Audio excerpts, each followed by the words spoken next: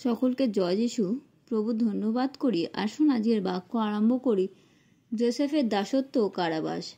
Joseph মিশর দেশে আনিত হইলে পর যে ইসরায়েলেরা তাহাকে ততায় লইয়া গিয়াছিল, তাহাদের নিকটে ফোরনের কর্মচারী পুটিফোর তাহাকে ক্রয় করিলেন। ইনি রক্ষক সেনাপতি একজন মিস্রীয় লোক, আর সদাপ্রভু যোসেফের সহবর্তী ছিলেন, এবং তিনি সফল কর্মা হইলেন ও আপন মিস্রীয় প্রভুর গৃহে রইলেন।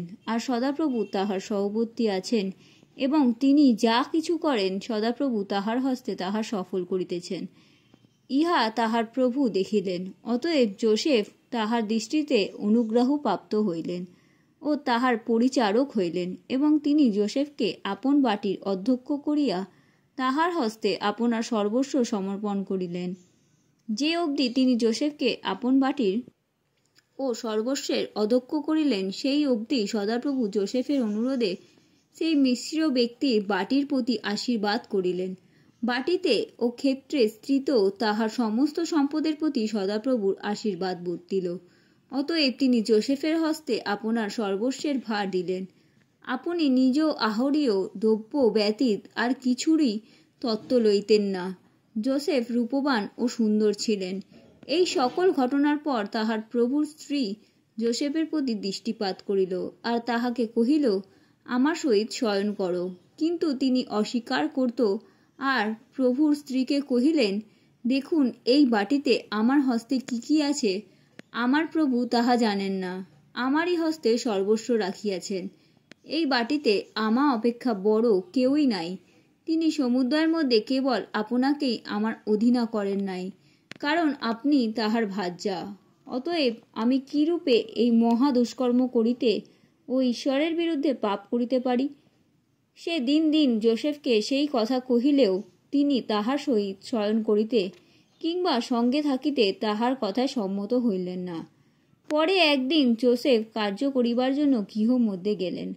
বাটির লোকেদের মধ্যে অন্য কেহ তথায় ছিল না। তখন সে যোসেফের বস্ত্র ধরিয়া বলিল, আমার সহিত শয়ন করো। কিন্তু যোসেফ তাহার হস্তে আপন বস্ত্র ফেলিয়া বাহিরে পলাইয়া গেলেন।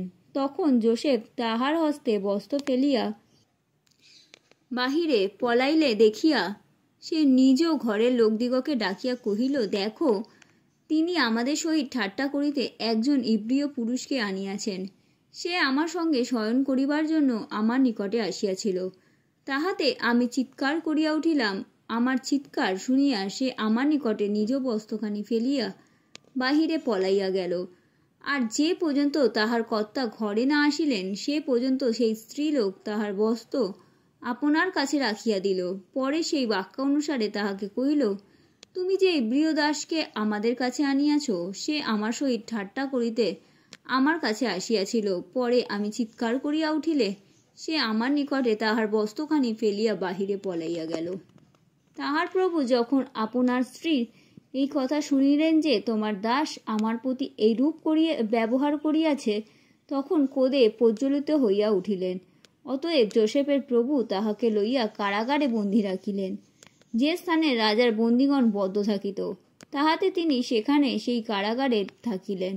কিন্তু সদাপ্রভু যোসেফের সহবর্তী ছিলেন এবং তাহার প্রতি দয়া করিলেন ও তাহাকে কারারক্ষকের দৃষ্টিতে অনুগ্রহ প্রাপ্ত করিলেন। তাহাতে কারারক্ষক কারাস্থিত সমস্ত বন্দীর ভার যোসেফের হস্তে সমর্পণ করিলেন, এবং তথাকার লোকেদের সমস্ত কর্ম যোসেফের আজ্ঞা অনুসারে চলিতে লাগিল। কারারক্ষক তাহার হস্তগত কোনো বিষয়ে দৃষ্টিপাত করিতেন না, কেননা সদাপ্রভু তাহার সহবর্তী ছিলেন, এবং তিনি যাহা কিছু করিতেন সদাপ্রভু তাহা সফল করিতেন। আমেন।